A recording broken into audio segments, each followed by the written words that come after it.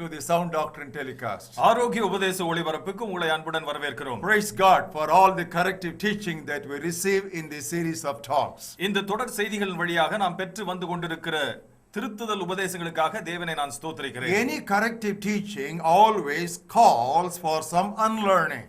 எந்த ஒரு திருத்துதல் உபதேசத்தை பெற்றுக்கொள்ளும் பொழுதும் சில கற்றுக்கொண்ட காரியங்களை தவறாய் கற்றுக்கொண்ட காரியங்களை களைதல் மிகவும் அவசியம். Unlearning is undoubtedly more difficult than fresh learning. புதிதாய் கற்றுக்கொள்வதை விட கற்றுக்கொண்டவைகளை களைதல் மிகவும் கடினம். Nevertheless, it is absolutely necessary. ஆனாலும் கூட இது மிகவும் அத்தியாவசியமான ஒன்று. To discard what we have been cherishing for so long, all of a sudden, it is definitely painful.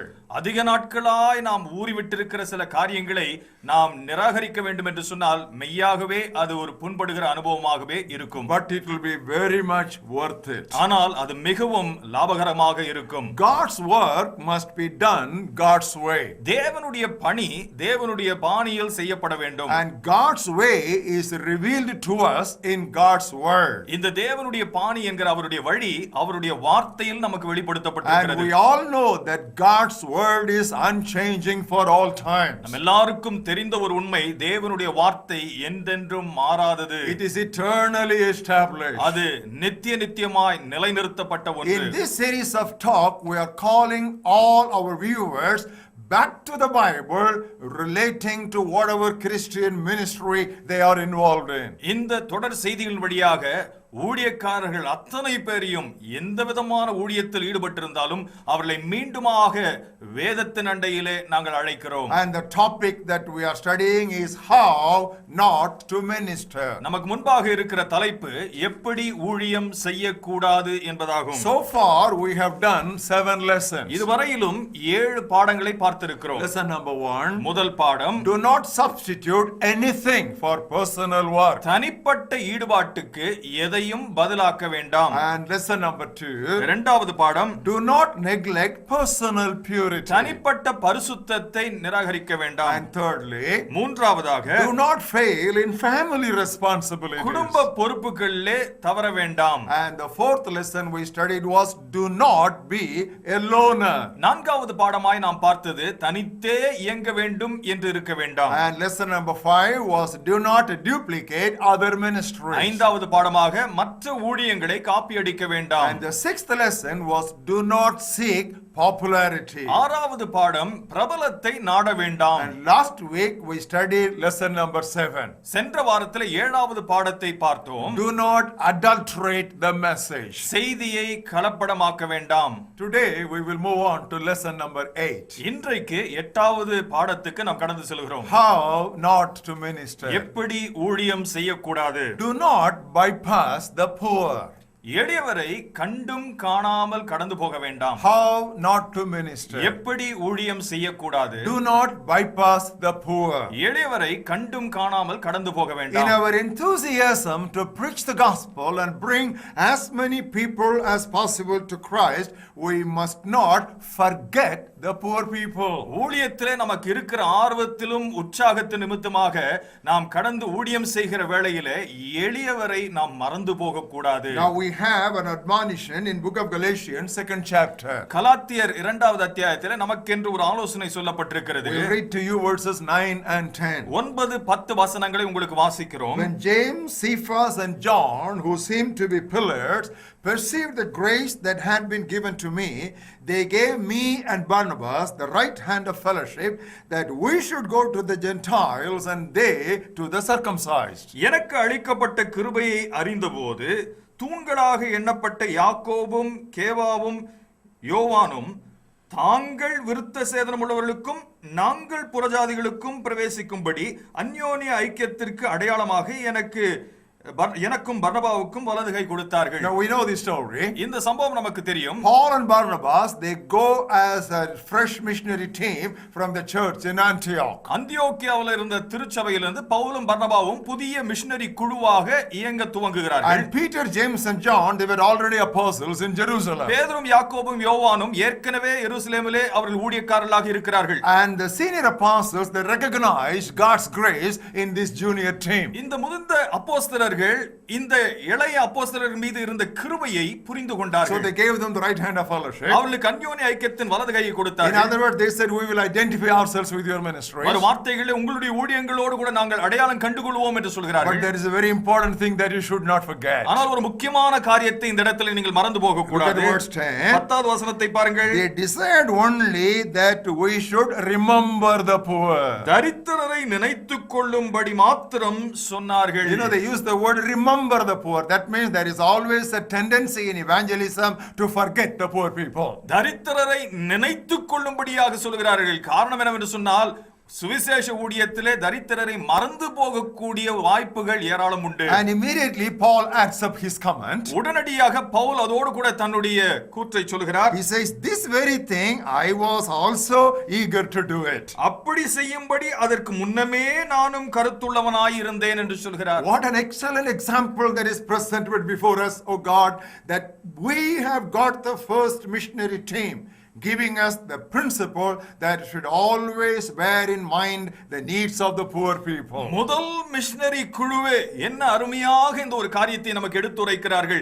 எளியவரை நாம் மறந்து போகவே கூடாது. Beloved, that's what exactly the Lord Jesus Christ emphasized during his earthly ministry. பிரியமானவர்களே, இந்த காரியத்தை தான் ஆண்டவராகிய இயேசு கிறிஸ்துவும் தன்னுடைய இந்த உலகத்திலே அவர் பூமியிலே செய்த ஊழிய நாட்களிலே நமக்கு நினைப்பூட்டுகிறார். Turn with us to Luke's Gospel 4th chapter. லூக்கா 4வது அத்தியாயத்துக்கு என்னோடு கூட வாருங்கள். And this is what happened in the synagogue in Nazareth. Nazareth ஊரிலே அந்த தேவாலயத்தில் நடந்த ஒரு சம்பவம். And he took the book of Isaiah and he began to read a very significant passage from it. ஏசாயா தீர்க்கனுடைய புத்தகத்தை எடுத்து அதிலே மிகவும் தெரிந்த ஒரு பகுதியை எடுத்து வாசிக்க I'll ஆரம்பிக்கிறார். read verses 18 onwards. 18வது வசனம் முதல் வாசிக்கிறேன். The Spirit of the Lord is upon me. கர்த்தருடைய ஆவியானவர் என் மேல் இருக்கிறார். What for? எதற்கு? He has anointed me to preach the gospel to the poor. தரித்திரருக்கு சுவிசேஷத்தை பிரசங்கிக்கும்படியாக.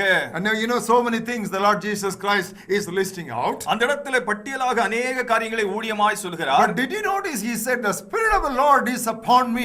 He has anointed me not just to preach the gospel but preach the gospel to the poor. ஒன்றை கவனித்து பாருங்கள். ஆவியானவர் என்னை அபிஷேகித்திருக்கிறார். எதற்கு? சுவிசேஷத்தை அறிவிக்கும்படியாக மாத்திரமல்ல, தரித்திரருக்கு அதை அறிவிக்கும்படியாக. Now you know many times we make the mistake of spiritualizing the word poor. அநேக சமயங்களிலே ஆன்மீக அர்த்தத்தை கொடுத்து விடுவது நமக்கு பழக்கமாகி விடுகிறது. In this passage the word poor simply means those who are materially and financially poor. தரித்திரர் என்று இந்த இடத்திலே குறிப்பிடப்பட்டிருக்கிறது பொருளாதார ரீதியிலே ஏழைகளாய் இருக்கிறவரை தான். We all know the story of how John the Baptist was imprisoned. யோவான் ஸ்நானகன் சிறைப்படுத்தப்பட்ட காரியம் நம்ம எல்லாருக்கும் தெரிந்ததே. And you know anybody can be easily offended when you go through a time of crisis. இவ்விதமான சில இக்கட்டான சூழ்நிலைகள் வழியாக கடந்து போகும் பொழுதும் யாராக இருந்தாலும் புண்படுவதற்கு வாய்ப்புகள் ஏராளம். And obviously here John the Baptist was somewhat confused.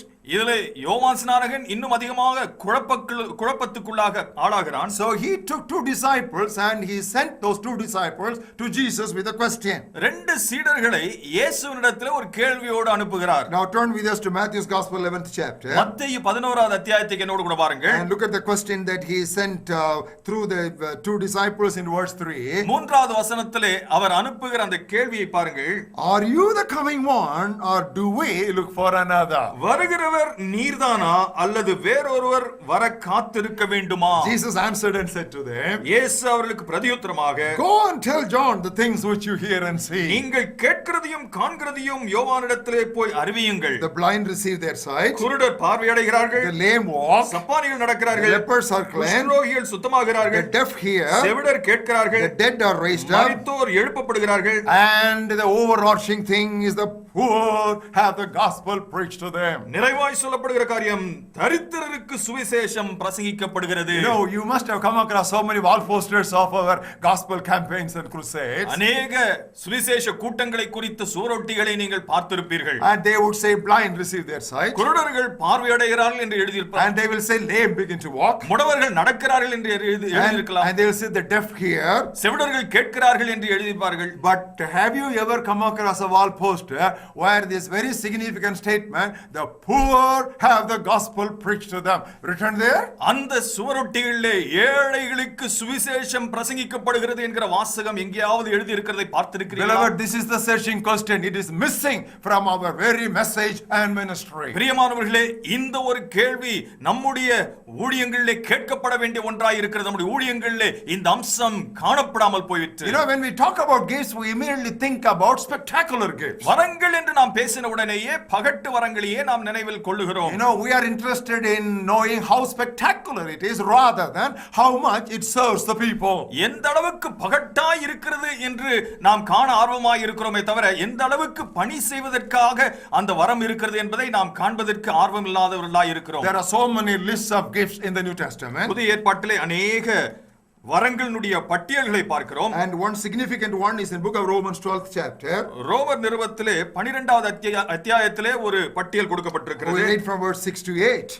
6 லிருந்து 8 வரை உள்ள வசனங்களை வாசிக்கிறோம். Having then gifts differing according to the grace that is given to us. நமக்கு அருளப்பட்ட கிருபையின்படியே நாம் வெவ்வேறான வரங்கள் உள்ளவர்களானபடியினாலே. You know, we want you to underline two words there. One is grace and the other is gifts. ரெண்டு வார்த்தைகளை கோடிட்டு வைத்துக் கொள்ளுங்கள். வரங்கள், கிருபை. You know, the word grace comes from the Greek word charisma.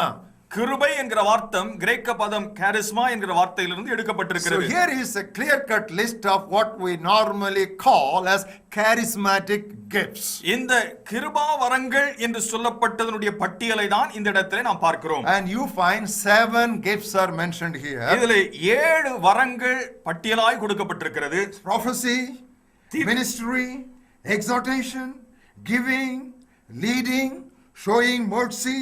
All these things are mentioned there. தீர்க்க தரிசனம் சொல்லுகிற வரத்தை உடையவன், விசுவாச பிரமாணத்தின் கேற்றவாறு சொல்ல கடவன், ஊழியம் செய்கிறவன் ஊழியத்திலும், போதிக்கிறவன் போதிக்கிறதிலும், புத்தி சொல்லுகிறவன் புத்தி சொல்லுகிறதிலும் தரித்திருக்க கடவன், பகிர்ந்து கொடுக்கிறவன் வஞ்சனை இல்லாமல் கொடுக்க கடவன், முதலாளியானவன் ஜாக்கிரதையாயிருக்க கடவன், இரக்கம் செய்கிறவன் உற்சாகத்துடன் செய்ய கடவன். You know, there are 7 gifts which are mentioned here. 7 வரங்கள் இதிலே சொல்லப்பட்டிருக்கிறது. And have you noticed 5 out of the 7 are meant to serve people? இதுல 7ல் 5 பணிவிடை செய்யும்படியாக கொடுக்கப்பட்டிருக்கிற வரங்கள். One is ministry, that is helping people. ஒன்று ஊழியம், மற்றவர்களுக்கு பணிவிடை செய்வது. And the other one is exhortation, that is personal counseling. மற்றொன்று புத்தி சொல்லுவது, மற்றவர்களுக்கு ஆலோசனை சொல்வது. And third one is giving, that is spending for other people. கொடுத்தல், மற்றவர்களுக்கு செலவிடுவது. And then it speaks about leading, that is caring and modeling.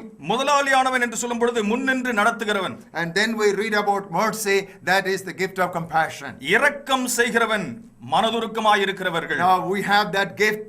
Beautifully it was manifested in that person of Mother Teresa. அன்னை தெரேசாவுடைய வாழ்க்கையிலே இந்த வரமானது மிகவும் அழகாய் வெளிப்பட்டது. So beloved, when we talk about gifts, don't immediately go after the spectacularity of those gifts, but go after the serviceableness of that gift to the people.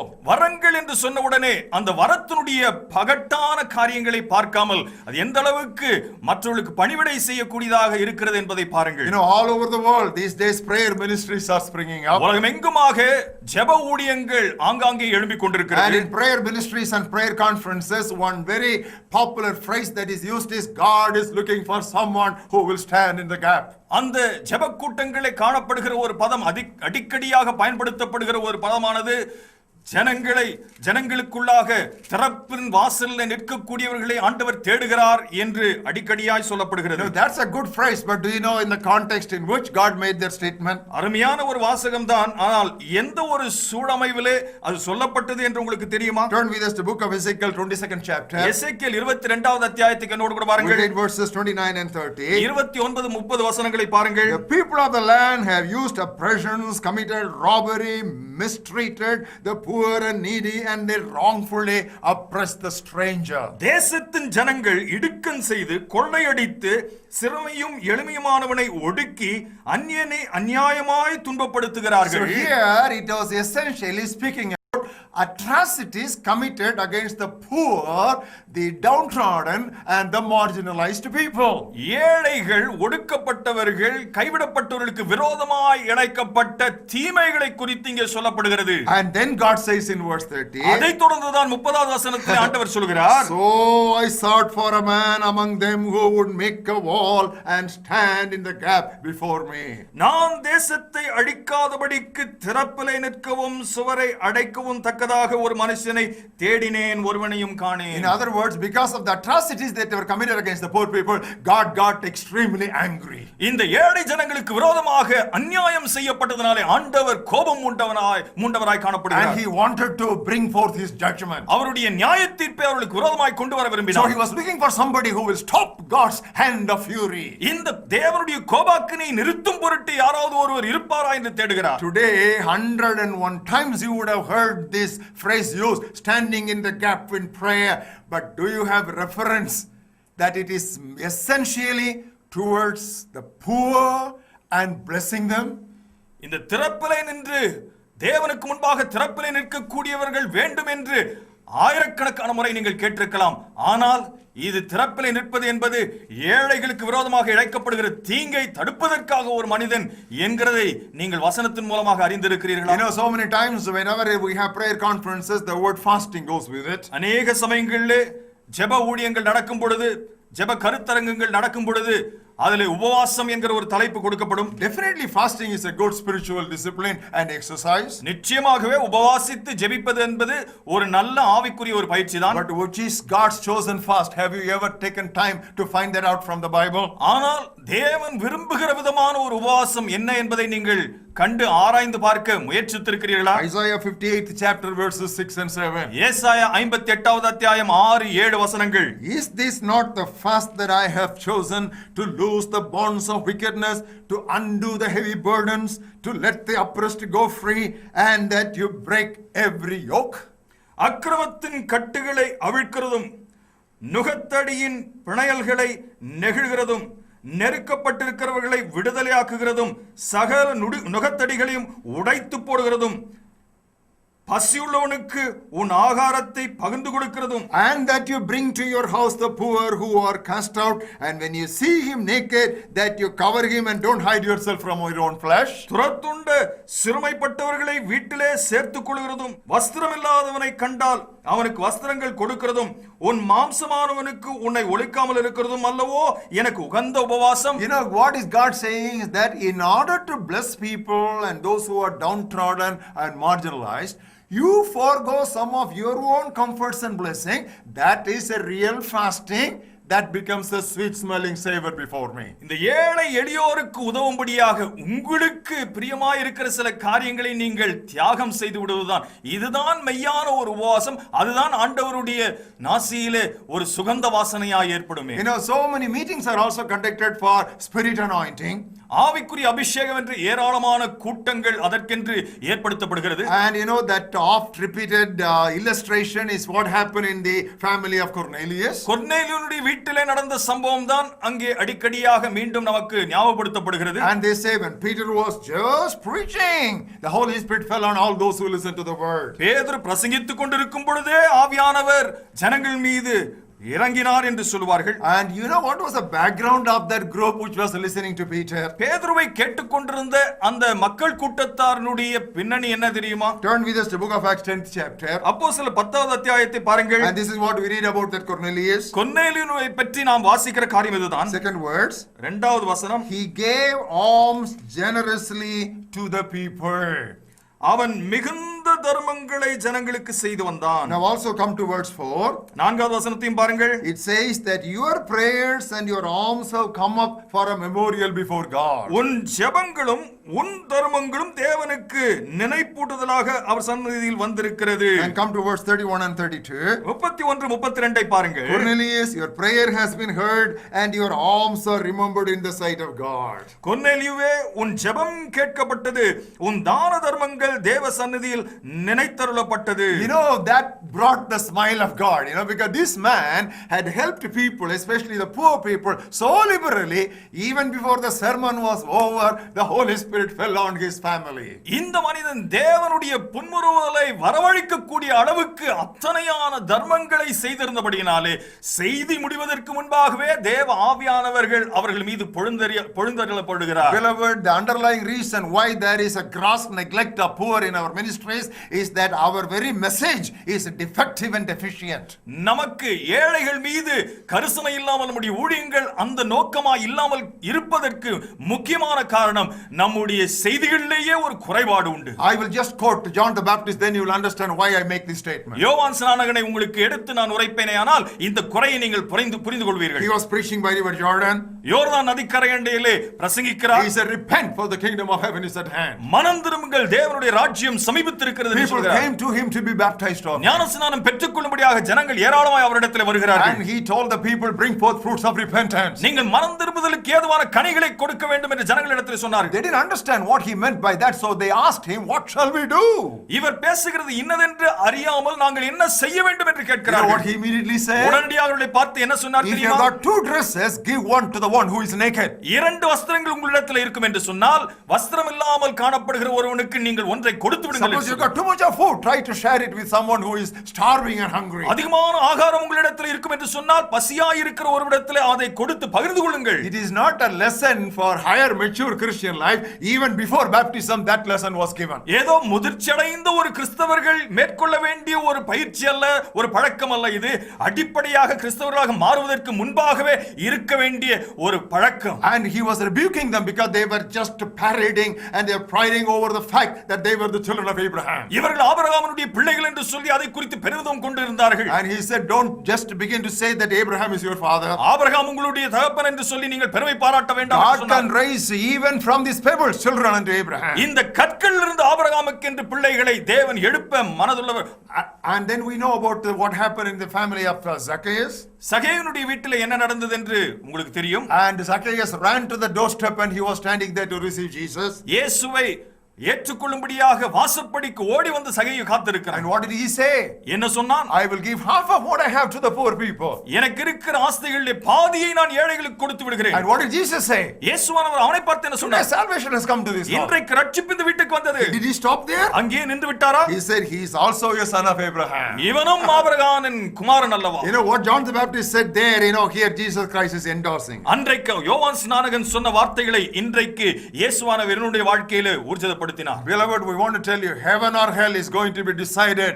Our destiny will be decided as to how we are in the acts of charity. பிரியமானவர்களே, ஒன்றை நான் சொல்லட்டும். நம்முடைய இலக்கு பரலோகமா நரகமா என்பது நம்முடைய தர்மங்களை சார்ந்ததாகவே காணப்படுகிறது. I was hungry, you did not feed me. நான் பசியாய் இருந்தேன், எனக்கு நீங்கள் தின்ன கொடுக்கவில்லை. And I was thirsty, you did not give me to drink. தாகமாய் இருந்தேன், எனக்கு குடிக்க கொடுக்கவில்லை. And I was naked, you did not clothe me. நான் நிர்வாணமாய் இருந்தேன், எனக்கு வஸ்திரம் கொடுக்கவில்லை. I was a stranger, you did not accommodate me. நான் அந்நியனாய் இருந்தேன், என்னை ஏற்றுக்கொள்ளவில்லை. You know, beloved, what we fail to do to the poor people, that will ultimately land up in hell. ஏழைகளுக்கு நாம் செய்ய தவறும் காரியங்கள் நம்மை நரகத்துக்குள்ளாக தள்ளி. Oh, this is not an optional thing. This is obligatory.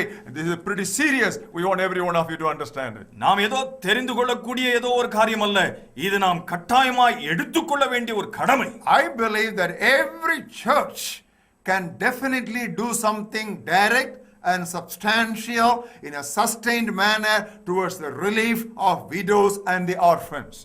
அனாதைகள், விதவைகள் இவர்களை பொறுத்தமட்டிலே ஒவ்வொரு திருச்சபையும் நிச்சயமாக முழுமையான சில ஊழியங்களை மேற்கொள்ள முடியும் என்று நான் நம்புகிறேன். But the moment we talk about orphans and widows, what do? We think about American dollars and German Deutschmarks. நாம் இந்த விதவைகள், அனாதைகள் என்று சொல்லி நினைத்த உடனேயே அமெரிக்க பணம், ஜெர்மானிய பணம் என்று சொல்லி நாம் யோசிக்கிறோம். That thought should definitely leave and quit Christianity once and for all. இந்த ஒரு எண்ணம் கிறிஸ்தவ எண்ணங்களை விட்டு சற்றே முற்றிலுமாக அகற்றப்பட வேண்டும். Because I believe no church is too poor to help the poor.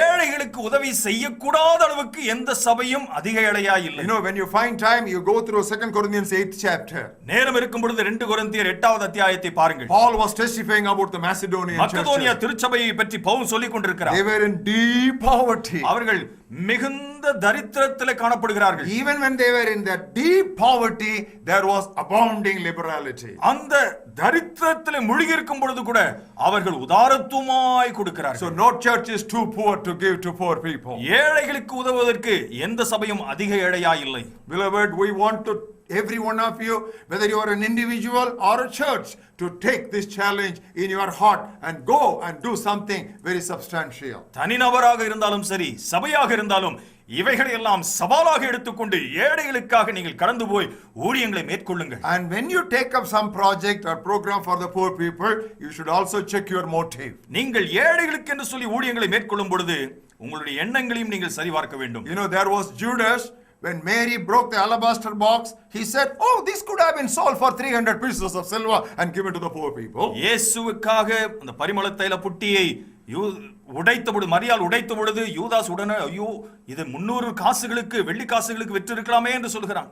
அதை ஏழைகளுக்கு கொடுத்திருக்கலாமே என்று சொல்கிறான். And what did Jesus say? இயேசு என்ன சொன்னார்? They are always with you, poor are always with you. ஏழைகள் எப்பொழுதுமே உங்கள் அண்டையிலே இருப்பார்கள் என்று But சொல்கிறார். why did Judas say that? ஏன் யூதாஸ் இந்த காசுகளை பற்றி பேசுகிறான்? Now he was not interested in helping the poor. ஏழைகளுக்கு உதவும்படியாக யூதாசுக்கு எந்த மனப்பான்மையும் இல்லை. He was a thief. அவன் ஒரு திருடன். And he was keeping the money back with him. அவன்தான் இப்பொழுது காசுகளை வைத்துக் கொண்டிருக்கிறவன். And he used to take whatever he wanted for his pocket expenses from the common money bag. அங்கு இருக்கக்கூடிய பணப்பையிலிருந்து அவனுக்கு வேண்டிய செலவுகளை எப்பொழுதும் திருடிக் கொண்டிருந்தான். Now why do we work among the poor people? We should check our motive. நாம் ஏன் ஏழைகள் மத்தியிலே ஊழியம் செய்கிறோம் என்பதை நாம் யோசித்து பார்க்க வேண்டும். Is it to cover up our own extravagant lifestyle? நம்முடைய ஆடம்பர வாழ்க்கையை மறைத்துக் கொள்வதற்கா? Or is it to covet and invite more offerings from people? The moment we say we are working among poor people, will pour out their offerings on us? அல்லது ஏராளமான பணம் மற்றவர்கள் கொடுக்க வேண்டும், ஏழைகளுக்கு ஊழியம் செய்கிறேன், அதை பார்த்து மற்றவர்கள் ஏராளமாய் கொடுப்பார்கள் என்கிறதற்காகவா? Several Christian preachers became millionaires after the tsunami of 2004. 2004வது ஆண்டு இந்தியாவை தாக்கின சுனாமிக்கு பிறகு எத்தனையோ கிறிஸ்தவ ஊழியர்கள் கோட்டீஸ்வரர்களாய் மாறிவிட்டார்கள். They look forward to another tsunami. இன்னும் ஒரு சுனாமி வராதா என்று காத்துக் கொண்டிருக்கிறார்கள். Beloved, we are talking about a very serious matter that will decide our destiny. பிரியமானவர்களே, முக்கியமான ஒரு தலைப்பை குறித்து நான் பேசிக் கொண்டிருக்கிறேன். நம்முடைய இலக்கை நிர்ணயிக்கக்கூடிய ஒன்று. Because in this ministry we should always remember the needs of the poor people. இந்த ஊழியத்திலே நம்முடைய ஏழைகளுடைய தேவைகள் எப்பொழுதும் நமக்கு முன்பாக இருக்க வேண்டும். And we want to close with one concluding observation.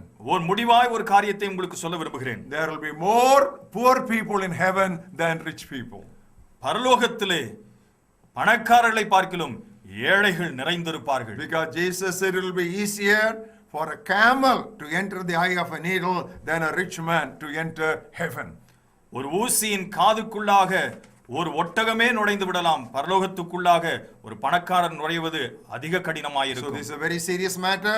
I want every one of you to take a very serious view of this and commit or perhaps recommit and rededicate yourself to help the poor.